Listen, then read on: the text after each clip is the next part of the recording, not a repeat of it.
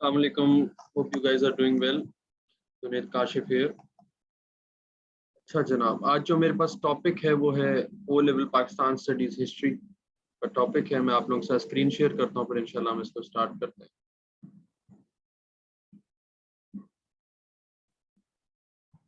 अच्छा जी, टॉपिक का जो मेरे नाम है वो है वॉर ऑफ इंडिपेंडेंस। बेटा, वॉर ऑफ इंडिपेंडेंस, इसमें हम डिस्कस करेंगे कि रीजंस क्या थे वॉर ऑफ इंडिपेंडेंस के, ठीक है।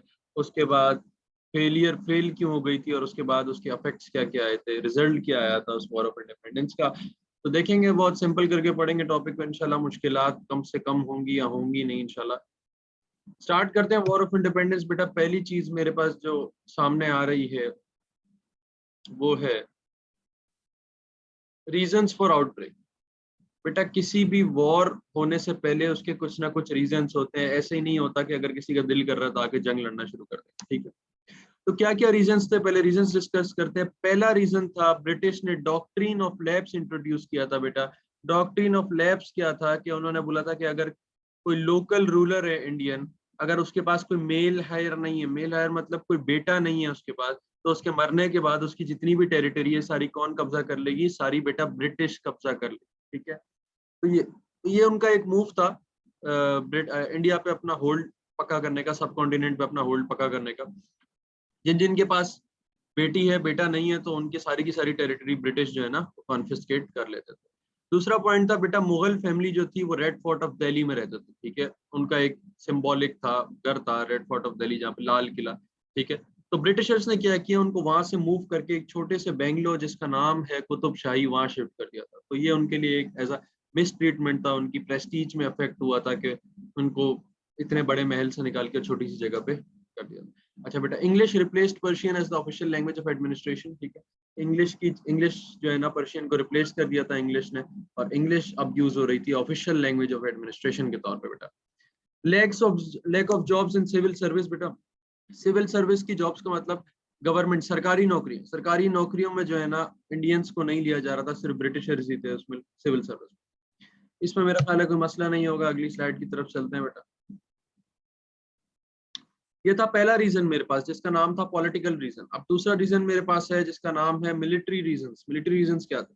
ग्रीस कार्ट्रिज इंसिडेंट, ये आप लोगों ने बहुत सारों ने सुना हुआ होगा, इसका बहुत मशहूर इंसिडेंट है। इसमें क्या हुआ था कि ब्रिटिश ने जो इंडियन ट्रूप्स को राइफल्स प्रोवाइड की थी, उसकी जो कार्ट्रिजेस थी वो लोड मुंह से करनी पड़ती थी, और वो कार्ट्रिजेस जो है ना पिक फैट से बनी, ठीक है। और उनको वो पिक फैट जो है ना अपने मुंह से खोलनी पड़ती थी, और उनको उसके अंदर काउ फैट भी था, ठीक है। तो वो इंडियंस को जो है ना बहुत मसला हो रहा था, क्योंकि उनके लिए काउ जो है ना उनकी माँ होती है, मदर काउ होती है, ठीक है। अच्छा, अगली चीज थी, most of the sepoys were Indians whereas British were officers, ठीक है। सिपाहीज हवलदार पोस्ट पे जो थे ना, नीचे तबके की पोस्ट पे थे, उनको इंडियंस को रखा हुआ था। जो ऑफिसर पोस्ट पे थे वो सारे ब्रिटिशर्स थे, ठीक है। मतलब इन शॉर्ट, ब्रिटिश जो है ना इंडियंस को कोई लॉ चेंजिंग पावर या फिर बड़ी पोजीशन नहीं देना चाहते थे, ठीक है। They sent Indian troops to fight in Afghanistan, but they didn't wanted to leave their mother India, ठीक है। इंडियन ट्रूप्स को अफगानिस्तान लड़ने के लिए भेजा ब्रिटिशर्स ने, लेकिन वो लोग अपना इंडिया नहीं छोड़ना चाहते थे, क्योंकि वो उसको मदर इंडिया बोलते थे, मतलब इंडिया उनकी माँ है और वो छोड़ के जाना नहीं चाहते। तीसरी चीज है मेरे पास रिलीजियस रीजंस भी था। हिंदू ट्रेडिशन सट्टी वॉज एबॉलिश, ठीक है। सट्टी एबॉलिश कर दिया था। विडो रीमैरिज अलाउड, ठीक है। बेवा की दोबारा शादी अलाउ कर दी थी।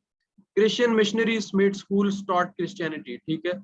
मतलब क्रिश्चियंस ने वहां पे स्कूल्स बनाए और वहां पे क्रिश्चियनिटी पढ़ाई जा रही थी, ठीक है। तो मुसलमान बच्चे जो जितने भी थे वो सारे के सारे क्रिश्चियनिटी की तरफ डाइवर्ट हो रहे थे, और हिंदूज बच्चे जितने भी थे वो भी सारे के सारे डाइवर्ट हो रहे थे।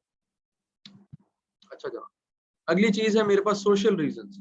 ब्रिटिश जो है ना हमेशा से इंडियंस को बहुत ज्यादा इंफीरियर समझते थे। इंफीरियर का मतलब बहुत लो समझते थे, नीचे तबके के लोग समझते थे, ठीक है। और ब्रिटिश ने कभी भी इंडियंस का कल्चर नहीं माना, बल्कि हर दफा अपना ही कल्चर स्प्रेड करने की कोशिश की, ठीक है। एक और पॉइंट इसमें देखने वाला है, जिसमें British were tried in special courts. अगर कोई ब्रिटिश बंदा गुनाह कर दे या कत्ल कर दे तो उसके लिए स्पेशल कोर्ट्स होते थे, जहाँ पे उनका अपना ही बंदा होता था, ठीक है, जो कि फैसला देता था, ठीक है। लेकिन अगर इसी जगह इंडियन बंदा कोई छोटे से छोटा गुनाह कर दे तो उसको ऑर्डिनरी कोर्ट्स में ट्राई किया जाता था, और वहां पे भी ब्रिटिश ही बंदा जो है ना जज होता था, और उनको छोटी सी छोटी सजा की जो है ना बड़ी सी छोटे से छोटे गुनाह की बड़ी सजा दी जाती थी, ठीक है। और जबकि ब्रिटिश बंदा अगर कत्ल भी कर दे, बड़े से बड़ा गुनाह कर दे, उसको छोटी सी छोटी सजा देते थे। तो ये अनफेयर सिस्टम।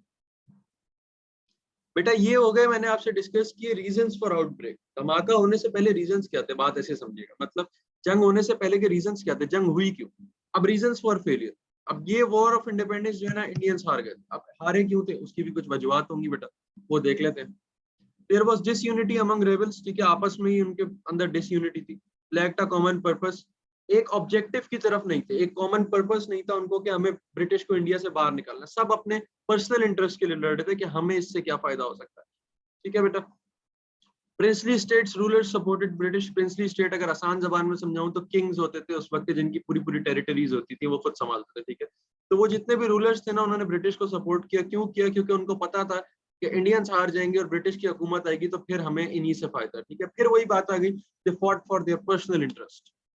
बहादुर शाह टू बिकेम इनकम्पिटेंट, ठीक है। मुगल एम्परर का जो लास्ट था बादशाह, उसका नाम था बहादुर शाह टू, और वो वॉर के दरमियान बहुत इनकम्पिटेंट और बहुत ज्यादा लेजी हो गया था, ठीक है। Punjab and Sindh had been conquered by the British. Punjab और सिंध जो कि मेजॉरिटी एरियाज थे, वो ब्रिटिश ने अपने कब्जे में ले लिए थे। ब्रिटिश के पास उस वक्त इंडस्ट्रियल रेवोल्यूशन था, ठीक है, टेक्नोलॉजिकली बहुत ज्यादा सुपीरियर थे वो लोग, उनके पास सारी एडवांसमेंट्स थी। British had experience journals. Journals कौन होते हैं, जो कि आर्मी को लीड करते हैं, ठीक है, उनके पास बहुत एक्सपीरियंस जर्नल्स थे, ठीक है। और वो अपनी ब्रिटिश क्वीन के साथ बहुत ज्यादा लॉयल थे, और इस वजह से उनकी कामयाबी की ये भी वजह थी। ये थे फेलियर के रीजंस बेटा। आखिरी चीज मेरे पास है results of war of independence. हो गया, रीजंस भी पता लग गए, हुई क्यों वॉर, फेल क्यों हुई वो भी पता लग गए। अब आखिरी चीज देखते हैं कि उसके बाद इम्पैक्ट क्या आया, रिजल्ट्स क्या हुए बेटा। The Indians failed their main objective of ending British rule. Indians का मेन ऑब्जेक्टिव जो था ना, वो ये था कि ब्रिटिश को इंडिया से बाहर निकालना, ठीक है। और वो इस ऑब्जेक्टिव जो है ना, उससे फेल हो गए थे, ठीक है, क्योंकि वो यूनाइटेड नहीं थे, उनका एक ऑब्जेक्टिव क्लियर नहीं था, ठीक है। फेल नहीं हुए, हालांकि वो स्लेव्स बन गए थे ब्रिटिश, क्योंकि जंग हार गए थे तो ब्रिटिश का रूल आ गया था। अब निकालने की तो दूर की बात है, उनके नौकर बन गए, ठीक है। The Mughal empire was removed from the Indian politics forever, ठीक है। मुगल एम्पायर जो था वो ब्रिटिश के आने से बिल्कुल कंप्लीटली खत्म हो गया था, ठीक है। उसके बाद उसका नामो निशान मिट गया था। नए रिफॉर्म्स और कॉन्स्टिट्यूशनल चेंजेस इंट्रोड्यूस हुए थे। ग्रीस कार्ट्रिज की जो सप्लाई थी वो स्टॉप हो गई थी, ठीक है। ये हिंदूज के लिए अच्छी बात थी कि जो ग्रीस कार्ट्रिज की सप्लाई थी वो स्टॉप हो गई थी, ताकि उनको कोई मसला मसाइल ना। बेटा ये मेरे पास टॉपिक था पूरा वॉर ऑफ इंडिपेंडेंस का, बेटा बहुत इंपॉर्टेंट पार्ट है ये। 14 नंबर का सवाल बहुत आसानी से बन जाता है इस पे। और 14 नंबर का अगर सवाल बनेगा तो इसमें आपने रीजंस फॉर आउटब्रेक भी लिखने हैं, फेलियर भी लिखने हैं, और आफ्टर रिजल्ट क्या आया वॉर का, ये सब चीजें भी लिखनी है। इंशाल्लाह इसके पास पेपर के क्वेश्चंस भी सॉल्व करेंगे। इस लेक्चर को यहीं पे एंड करते हैं बेटा। Thank you so much. Allah नेगबान, अल्लाह हाफिज।